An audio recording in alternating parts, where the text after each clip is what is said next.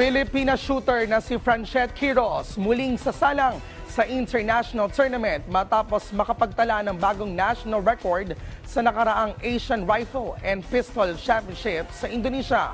Si Bernadette Tinoy sa detalye. Rise and Shine, Bernadette.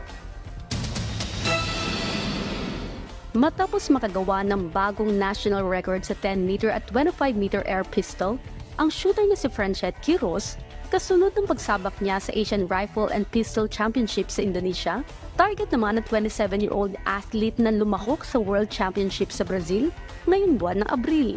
Sa April po meron pong sa Brazil, which is yung last Olympic qualifier po. Kasunod nito, siniguro ni Quiroz na patuloy ang gagawin nilang pag-eensayo para paghandaan ang mga susunod na torneo. Wala naman kaming problem sa preparation kasi yung coach namin, which is yung foreign coach, si Coach Morad, talagang talaga siya, may program na lahat. Lahat talaga. Pagka-uwi namin nakaset na yan lahat kung ano gagawin namin. Muli rin nagpasalamat si Quiroz sa Philippine National Shooting Association at sa suportang ibinigay nito sa mga atleta.